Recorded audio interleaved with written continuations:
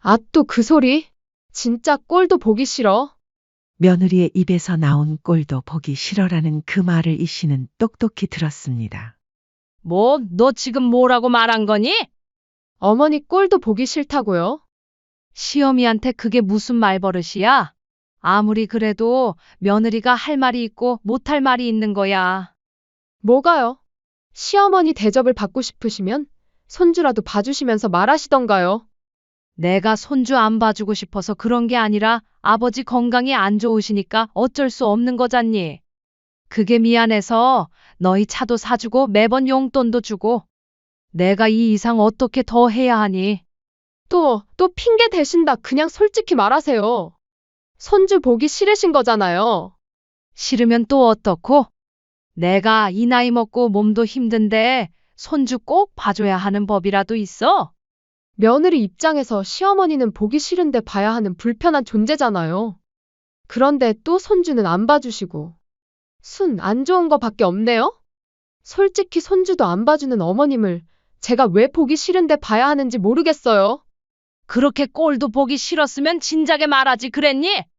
그랬으면 결혼할 때 집이고 차고 지원 안 해주고 남처럼 지냈을 텐데 말이다. 지금이라도 안 늦었어. 그 소원 내가 들어주마. 안녕하세요. 이 사연의 주인공은 71세 이영심 씨입니다. 오래된 아파트에서 살고 있는 이 씨는 이른을 바라보는 나이에도 손수장을 보고 밥을 짓고 한겨울이면 남편 무릎에 담요를 덮어주며 하루를 시작합니다. 언뜻 보면 평범하고 조용한 노부부의 일상처럼 보이지만 이 씨의 인생에는 누구도 몰랐던 긴 그림자가 드리워져 있었습니다. 사실 이 씨에게 있어 첫 번째 결혼은 돌아보고 싶지 않은 과거였습니다. 젊은 날 첫 남편과의 결혼은 축복이라기보다 고된 선택이었죠. 첫 번째 남편은 결혼 초부터 술에 의지했고 자정이 넘은 시간에도 술 냄새를 풍기며 들어와 큰 소리를 내는 일이 잦았습니다. 시간이 지나며 외박이 잦아졌고 이 씨는 아이를 안은 채 어두운 골목을 기웃거리며 그를 기다리는 날이 많아졌습니다. 그것도 모자라 어느 날부턴가 종종 다른 집으로 향하는 그의 발걸음을 조용히 따라가 봤고 밖으로 돌던 발길은 결국 두 집 살림을 하고 있었습니다. 그래도 참았습니다. 속이 문드러져도 이 씨는 이게 다 내 팔자려니 했습니다. 아이를 아버지 없는 자식 만들 순 없지. 그런 생각이 그녀를 붙잡았습니다. 세상 눈초리도 무서웠고 무엇보다 아들을 위해 버티기로 했습니다. 하지만 언젠가 남편이 술에 취해 어린 아들에게 손을 들은 그날 이 씨는 아이를 끌어안고 뒤도 돌아보지 않고 문을 열고 나왔습니다. 그날 밤으로 이혼을 결심했고 결국 이혼 서류에 도장을 찍었습니다. 그날 이후 이 씨의 인생은 전쟁과도 같았습니다. 손에 잡히는 대로 일을 하고 식당 주방, 시장 포장일, 밤에는 건물 청소까지. 힘겨웠지만 자식 하나 제대로 키우겠다는 마음 하나로 그렇게 하루하루를 견디며 아이를 키웠습니다. 그렇게 시간이 흘러 이 씨는 40을 훌쩍 넘겨서 지금의 남편과 재혼했습니다. 남편은 조용하고 사려 깊은 사람이었습니다. 한 번도 이 씨의 지난 삶을 비난하지 않았고 오히려 그녀가 걸어온 길을 대견하게 바라봐 주었습니다. 지금의 남편은 그녀에게 이렇게 말했었습니다. 이제 내가 당신을 책임질게요. 지금까지 참 고생 많았어요. 무엇보다 놀라웠던 건 이 씨가 혼자 키운 아들을 마치 제 자식처럼 대해준 것이었습니다. 피 한 방울 섞이지 않았지만 고등학교 졸업식에도 함께 갔으며 대학 등록금까지 내주었습니다. 이 씨는 그런 남편이 얼마나 고마웠는지 몰랐습니다. 남들이 보면 실제 부자지간이라 착각할 정도였습니다. 동네 사람들이 그럴 때마다 남편은 이렇게 말하곤 했습니다. 아버지랑 아들이 많이 닮았네요. 그럼 남편은 어깨를 으쓱하며 이렇게 답했습니다. 같이 살다 보면 담지요. 우리 아들은 제 자랑이에요. 그 말에 이 씨는 목이 매곤했습니다. 세상에 믿을 수 있는 사람이 없다고 생각하던 때 마음 한켠이 처음으로 따뜻해졌던 순간이었습니다. 그렇게 아들은 잘 자라서 대학도 졸업하고 여러모로 성장했고 이 씨의 생활도 이전보다 훨씬 나아졌습니다. 하지만 마음 한편에 남은 걱정 하나가 있었습니다. 어쩌다 보니 나이 40 가까운 아들 현무는 여전히 혼자였고 이 씨는 그게 내 탓은 아닐까, 어릴 적 불우했던 환경이 아이를 망쳐놓은 건 아닐까 하는 마음으로 가끔씩 미안해지기도 했습니다.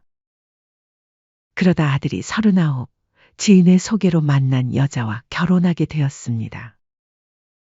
처음 데리고 온 날, 며느리 지영이는 이 씨의 이야기를 듣고 눈시울을 붉히며 말했습니다. 어머니 정말 대단하세요. 어떻게 그런 상황을 이겨내셨는지 존경스러워요. 그 모습에 이 씨는 처음으로 마음을 열었습니다. 아, 아들이 참 좋은 사람을 잘 만났구나. 하는 생각까지 들었죠.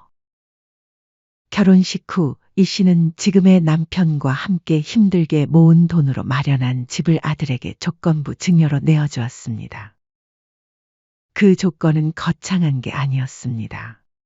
부모를 부양하고 서로 도우며 살아갈 것, 어려운 일이 있을 땐 외면하지 않을 것. 단지 그뿐이었죠. 아들은 이 씨의 손을 잡으며 말했습니다. 엄마, 정말 고마워요. 평생 은혜 잊지 않을게요. 며느리도 고개를 숙이며 덧붙였습니다. 어머님, 앞으로 저희가 잘 모실게요. 걱정 마세요. 그 말들이 얼마나 따뜻하고 든든하게 들렸는지 모릅니다. 이 씨는 그날 밤 남편에게 말했습니다. 여보, 우리 정말 복 받았어요. 아들도 이렇게 잘 자랐고, 며느리도 착하고. 남편도 흐뭇하게 웃으며 대답했습니다. 그러게 말이야. 이제 우리도 마음 놓고 늙어갈 수 있겠네. 이 씨는 그때만 해도 정말 그럴 줄 알았습니다. 결혼 1년 후 며느리가 임신 소식을 전했을 때 이 씨는 정말 기뻤습니다. 어머님, 좋은 소식이 있어요. 며느리가 수줍게 말하자 이 씨는 벌써 눈치를 챘습니다. 혹시 임신했니? 네, 맞아요. 어머님, 할머니 되시는 거예요. 그날 이 씨는 온종일 들떠 있었습니다. 손주를 볼 수 있다는 기쁨, 가족이 생긴다는 설렘. 이 씨는 남편과 함께 이런저런 준비를 하며 행복한 상상에 빠져 있었습니다. 오랫동안 기다렸던 손주인데, 우리가 손주 옷도 사주고 장난감도 많이 사줘야겠어. 하지만 그 기쁨도 잠시. 손주가 태어나고 나서의 일들이 이 씨 인생의 또 다른 전환점이 될 줄은 그 누구도 몰랐습니다. 손주가 태어나고 얼마 지나지 않아 며느리는 종종 찾아와 힘겹게 웃으며 말하곤 했습니다. 요즘 진짜 정신이 없네요. 어머님, 서준이 좀 봐주실 수 있을까요? 며느리는 아이가 밤잠을 안 잔다며 새벽에 문자를 보내기도 했고 주말이면 어머님 오늘 혹시 시간 괜찮으세요? 라는 말로 은근히 손주를 봐달라는 신호를 주곤 했습니다. 어머님, 저희 집에서 지내시면서 서준이 좀 봐주시면 안 될까요? 애 키우기가 너무 힘드네요. 안사도는 안 되신다니? 그게 저희 오빠네 애를 먼저 봐주고 있어서 이 나이에 2명까지는 힘드실 것 같다고 하셨어요. 하지만 이 씨는 어쩔 수 없이 정중하게 거절했습니다. 남편의 건강 상태가 좋지 않아 당장은 손주를 오래 봐줄 수 없다는 것이 그 이유였습니다. 이 씨보다 10살이나 많은 남편은 건강이 많이 쇠약해졌고 그녀가 없으면 일상조차 힘들어하는 상황이었습니다. 간병까지는 아니더라도 사실상 이 씨는 매 끼니 약을 챙기고 병원 스케줄을 조율하며 남편을 돌보는 중이었습니다. 하지만 며느리의 육아의 고단함도 이해했기에 이 씨는 미안한 마음으로 100만 원이 담긴 봉투를 건넸습니다. 내가 지금 상황이 여의치가 않아서 손주는 못 봐줄 것 같네. 미안하다. 대신 이 돈으로 뭐 필요한 거 사고 혹시 더 필요한 게 있으면 뭐든 말만 하렴. 그 말에 며느리는 마지못해 고개를 끄덕였고 이 씨는 그래도 이해해 주는구나 싶어 마음 한구석이 조금 놓였습니다. 그뿐만이 아니었습니다. 중고차를 구입해 선물하며 아이 키우면서 대중교통은 힘들잖아라며 챙겨주었습니다. 아들에게는 이렇게 말했습니다. 현무야, 며느리가 아이 키우느라 고생이 많은 것 같으니까 너도 더 신경 써주고. 알겠어요, 엄마. 정말 고마워요. 아들은 고마워했지만 기대와는 달리 며느리의 태도는 서서히 변해갔습니다. 이 씨는 며느리의 육아 부담을 덜어주기 위해 일주일 일에서 2번 자신의 잠을 줄여가며 아침에 아들 집에 가서 집안일을 도맡아 했습니다. 빨래를 개고 설거지를 하고 바닥 청소까지 하며 며느리가 아이에게만 집중할 수 있도록 배려했습니다.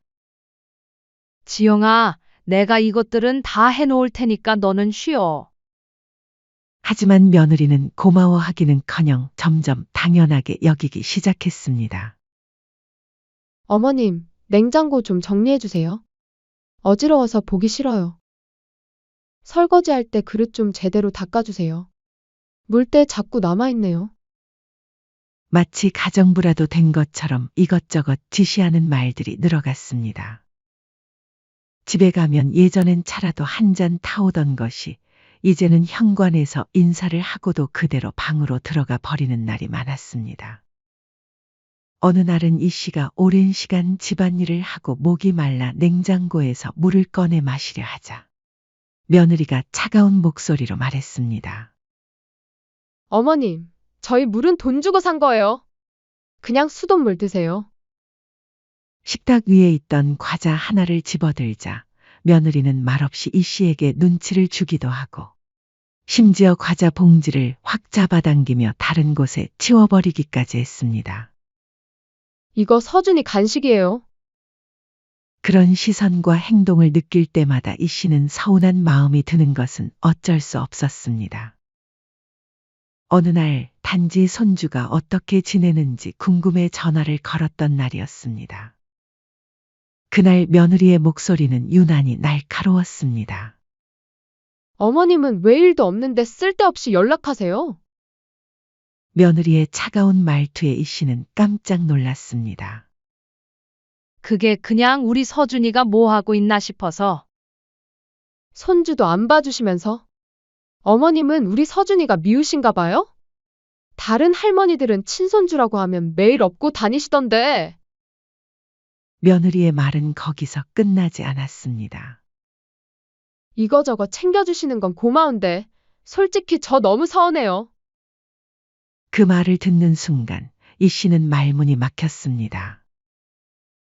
놀라서 아무 말도 하지 못한 채 전화를 끊고 가만히 식탁에 앉아 있었습니다. 더 서러웠던 건 시댁 사정을 뻔히 아는 며느리가 그런 말을 했다는 사실이었습니다. 내가 손주를 미워해서 안 봐주는 줄 아나? 남편 때문에 어쩔 수 없는 상황인데. 이 씨는 가슴이 답답했습니다. 며느리에게 그동안 얼마나 미안한 마음을 가지고 있었는지 그래서 도움이 되려고 했는데 그런 말을 들으니 허탈했습니다. 남편이 이 씨의 표정을 보고 물었습니다. 무슨 일이야? 표정이 안 좋네. 아니에요. 이 씨는 남편에게 걱정을 끼치고 싶지 않아서 대답을 피했지만 마음 한구석은 계속 무거웠습니다. 그러던 어느 날 이 씨의 생일이 찾아왔습니다. 오랜만에 온 가족들이 모였고 조촐하지만 따뜻한 분위기였습니다. 이 씨는 오랜만에 마음이 놓였습니다. 어머님 생신 축하드려요. 우리 서준이도 할머니 생신 축하한다고 해볼까? 아들이 손주를 안고 말하자 서준이가 두 손을 모아 박수를 쳤습니다. 그 모습에 이 씨는 절로 웃음이 나왔습니다. 하지만 그 기분 좋은 분위기도 잠시. 남편이 화장실에 가기 위해 자리를 비운 사이 며느리는 돌연 이렇게 말했습니다.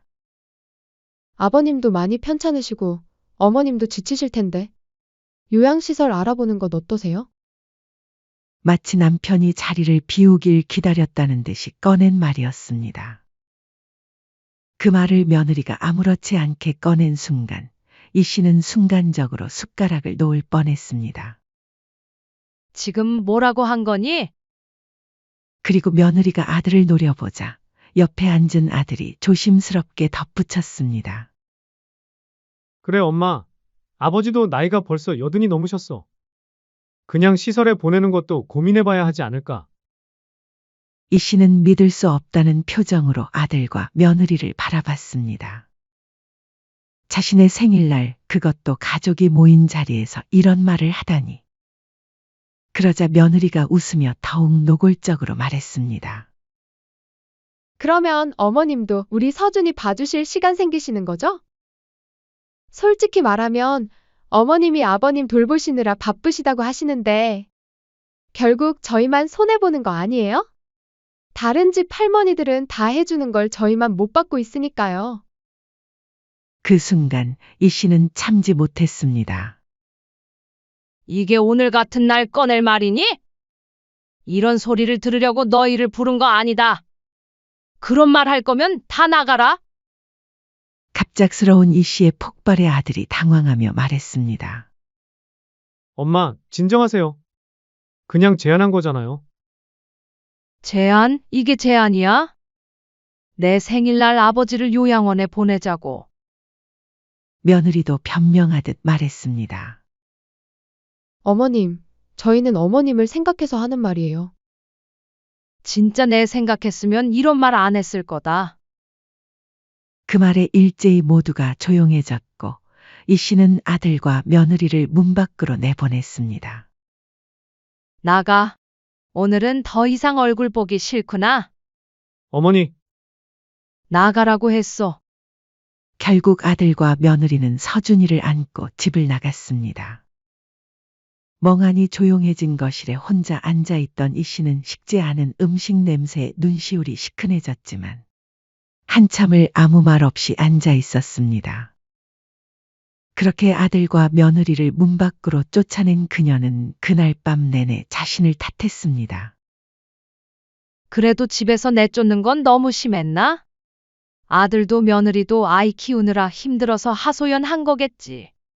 실제로 그럴 마음이었겠어? 그래, 내가 다 죄인이다. 그렇게 생각하며 이 씨는 억지로 며느리의 입장을 이해해보려 애썼습니다.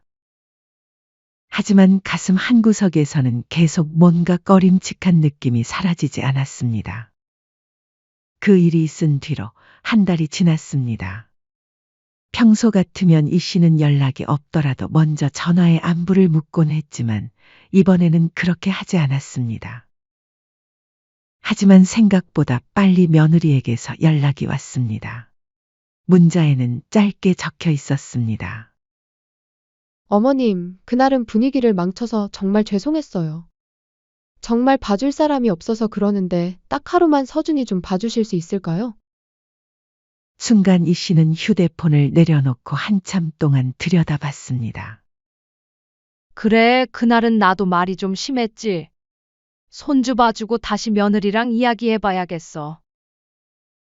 이 씨는 여동생에게 전화를 걸어 남편을 몇 시간만 맡아달라 부탁했고 손주를 보기 위해 아들 집으로 향했습니다. 아들은 회사에 있었고 며느리도 잠깐 모임이 있다고 나가 있었습니다. 이 씨는 거실과 부엌을 치우고 아기 장난감을 정리했습니다. 조용한 집안에서 아이의 숨소리를 들으며 괜스레 방 안정리까지 나섰습니다. 안방 옷장을 닫으려다 문득 낯선 종이 뭉치를 발견했습니다. 그건 요양원 홍보 팸플릿이었습니다. 처음엔 그냥 전단지인가 싶었지만 옆에 놓인 수첩을 펼친 순간 이 씨는 숨이 턱 막혔습니다. 그 안에는 요양시설 입소 계획이 상세하게 정리되어 있었습니다. 병상 가격 비교부터 위치, 식단, 입소 우선순위까지 각 시설에 대한 비교, 비용, 거리, 진료 과목, 체크리스트가 상세히 적혀 있었습니다. 수첩 곳곳에는 집에서 멀리 떨어진 곳, 시아버지 상태 악화 시 빠르게 어머니 설득이라며 밑줄까지 그어져 있었고, 마지막 페이지에는 이 날짜 전까지 진행 완료할 것이라는 메모가 적혀 있었습니다. 이 씨는 가슴 안쪽이 얼어붙는 느낌이었습니다. 대체 이 많은 걸 언제부터 준비한 거지? 그날 말만 꺼낸 게 아니라 며느리는 진심이었구나. 이미 진행 중이었던 거네. 더는 참을 수 없었습니다. 그 자리에서 이 씨는 바로 아들에게 전화를 걸었습니다. 지금 빨리 집으로 와라. 며느리도 같이 할 얘기가 있어. 두 사람은 다소 불편한 얼굴로 도착했습니다. 이 씨는 식탁에 수첩과 팸플릿을 펼쳐 보이며 물었습니다. 설명 좀 해보렴. 말로만 그런 게 아니라 아주 준비까지 다 했더구나. 이거 무슨 뜻이니? 며느리는 당황한 기색을 감추지 못했습니다. 눈동자가 흔들리며 급하게 변명하기 시작했습니다. 어머님, 이건 그냥 친구 대신 요양원 알아봐 준 거예요. 아버님을 요양원에 보내려는 게 아니고요. 하지만 이 씨는 수첩의 구체적인 계획들을 하나하나 짚어가며 말했습니다. 여기 시아버지 상태 악화 시 빠르게 어머니 설득이라고 써져 있잖아. 이 와중에 거짓말까지 하는 거니? 며느리는 더 이상 변명이 통하지 않는다는 걸 깨달았는지 갑자기 태도가 바뀌었습니다. 오히려 당당하게 말했습니다. 어머님도 이제 좀 현실을 받아들이셔야죠. 아버님도 많이 편찮으시고, 사실 어머님도 힘드시잖아요? 이게 나쁜 선택이에요? 이 씨는 분노가 치밀어 올랐습니다. 그걸 왜 내 상의도 없이 네가 결정하니? 그래 놓고 나를 위해서 그러는 척 하지 마라. 지금 손주 봐줄 사람 없어서 시아버지 요양원 보내고 나보고 손주 봐달라고 하려는 거 내가 모를 것 같아? 이 씨는 멍하니 그 말을 듣다가 한마디 던졌습니다. 너는 시어미 사정 뻔히 다 알면서 어떻게 그럴 수가 있니? 그때 며느리는 말없이 고개를 돌리더니 작게 중얼거렸습니다. 아, 또 그 소리? 진짜 꼴도 보기 싫어. 며느리의 입에서 나온 꼴도 보기 싫어라는 그 말을 이 씨는 똑똑히 들었습니다. 그대로 멈췄고 다시금 물었습니다. 뭐, 너 지금 뭐라고 말한 거니? 어머니 꼴도 보기 싫다고요? 지금 시어미한테 무슨 말버릇이야? 아무리 요즘 세상이 바뀌었어도 며느리가 할 말이 있고 못할 말이 있는 거야. 뭐가요? 시어머니 대접을 받고 싶으시면 손주라도 봐주시면서 말하시던가요? 내가 손주 안 봐주고 싶어서 그런 게 아니라 아버지 건강이 안 좋으시니까 어쩔 수 없는 거잖아. 그게 미안해서 너희 차도 사주고 매번 용돈도 주고 내가 이 이상 어떻게 더 해야 하니? 또 핑계 대신다. 그냥 솔직히 말하세요. 손주 보기 싫으신 거잖아요. 싫으면 또 어떻고? 내가 이 나이 먹고 몸도 힘든데 손주 꼭 봐줘야 하는 법이라도 있어? 며느리 입장에서 시어머니는 보기 싫어도 봐야 하는 불편한 존재잖아요. 그런데 또 손주는 안 봐주시고 안 좋은 거 밖에 없네요? 며느리는 여기서 멈추지 않았습니다. 솔직히 어머님은요? 저한테 남보다 못해요. 그 순간 이 씨는 조용히 눈을 감았다가 떴습니다. 그리고 고개를 끄덕이며 망설임 없는 목소리로 말했습니다. 그렇게 꼴도 보기 싫었으면 진작에 말하지 그랬니? 그랬으면 결혼할 때 집이고 차고 지원 안 해주고 남처럼 지냈을 텐데 말이다. 지금이라도 안 늦었어. 그 소원 내가 들어주마. 그제야 옆에서 눈치를 보던 아들이 끼어들었습니다. 엄마, 이제 그만해요. 현무야, 솔직히 아내 말 틀린 말 없어요. 적어도 너는 며느리가 그러면 말렸어야지. 아버지가 너 친자식처럼 키워주고 결혼할 때 너 잘 되라고 가진 돈 다 지원해줬잖아. 너가 어떻게 우리한테 이래? 그건 부모로서 당연한 거 아니에요? 왜 자식한테 그걸로 빚 갚으라는 것처럼 구는 거예요? 세상에 당연한 건 없는 거야. 내가 손주 봐주는 것도 아버지가 너희 결혼할 때 지원해준 것도 다 당연한 게 아니야. 너희 생각 잘 알았고 이제 정말 끝이다. 너희 말대로 어디 한번 남처럼 지내보자. 그 말을 남기고 이 씨는 조용히 일어나 현관으로 향했습니다. 그래, 이제 정말 끝내자. 더 이상 당하고만 살 수는 없어. 이 씨는 가슴 깊은 곳에서 무언가가 완전히 부서지는 소리를 들었습니다. 그동안 쌓아왔던 모든 믿음, 가족에 대한 기대, 며느리를 향한 애정까지 모든 것이 한순간에 무너져 내렸습니다. 집으로 돌아가는 길, 이 씨의 마음은 분노와 배신감으로 가득했습니다. 집에 도착해서 남편에게 모든 이야기를 털어놓았습니다. 남편은 분노했지만 동시에 이 씨의 결정을 지지했습니다. 그날 밤 이 씨는 결심했습니다.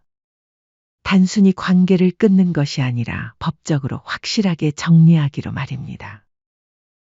이 씨는 그날 바로 법무사를 찾아갔습니다. 이미 수년 전 작성해둔 조건부 증여 계약서 사본을 꺼냈고 생활비 이체 내역, 며느리에게 지급한 차 구입비 명세, 심지어 손주 출산 전후로 건넨 축하금 내역까지 전부 정리했습니다.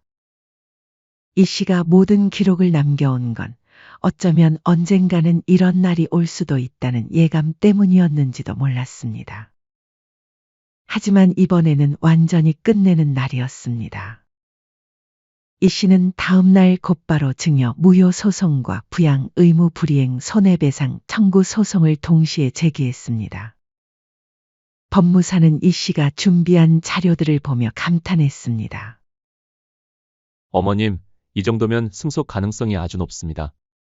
조건부 증여였고 부양 의무 불이행이 명확하니까요. 정말 그런가요? 네, 특히 요양원 계획서는 결정적 증거가 될 겁니다.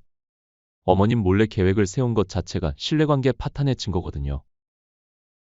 그로부터 한 달 뒤 아들과 며느리 앞으로 법원에서 등기우편이 도착했습니다. 두 사람은 얼굴이 창백해진 제이 씨를 찾아왔습니다. 엄마, 이게 뭐예요? 소송이라니? 아들이 떨리는 목소리로 물었습니다. 너희가 원한 거잖아. 남처럼 지내자고 했으니까 법적으로 남처럼 정리하는 거야. 어머님, 저희가 잘못했어요. 다시 생각해 주세요. 며느리도 이제야 사태의 심각성을 깨달았는지 급하게 말했습니다. 이미 늦었어. 너희 입으로 직접 말했잖아. 꼴도 보기 싫다고? 그만 깔끔하게 정리하자. 재판날 법정은 조용하고 긴장된 분위기였습니다. 아들과 며느리는 변호사와 함께 나타났고 며느리는 검정색 정장에 깔끔하게 머리를 묶은 채 단정한 표정을 유지했습니다. 하지만 그 차분한 표정 뒤로 불안감이 역력히 드러나고 있었습니다. 진술대 앞에서 며느리는 조용히 말을 이어갔습니다.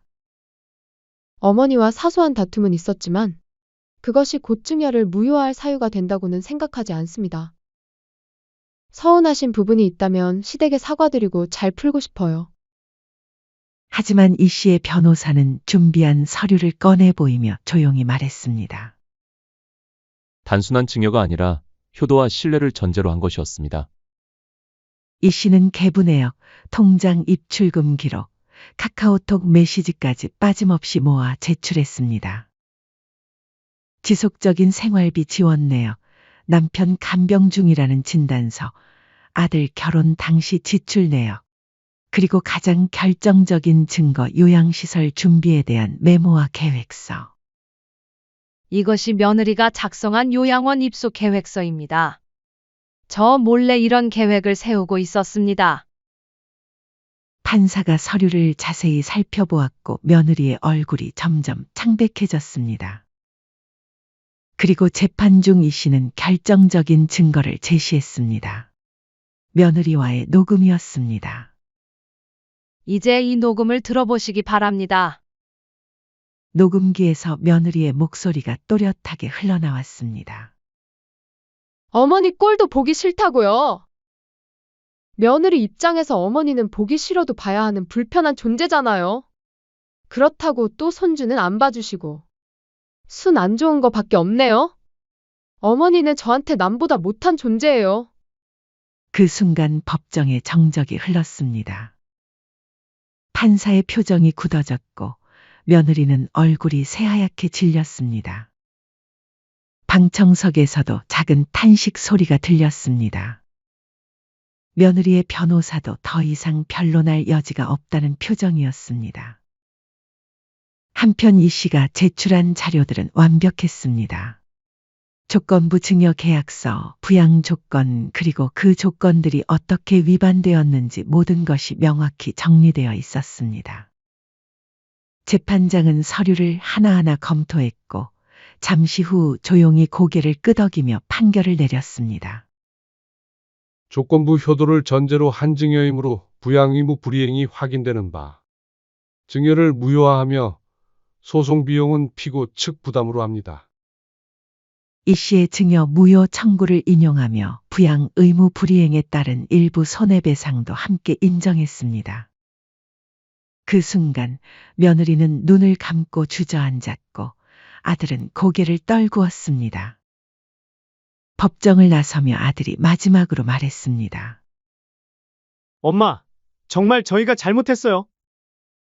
며느리가 울먹이며 말했습니다. 어머님, 제발 우리 서준이 생각해서라도 다시 생각해 주세요. 네? 저희가 잘못했어요.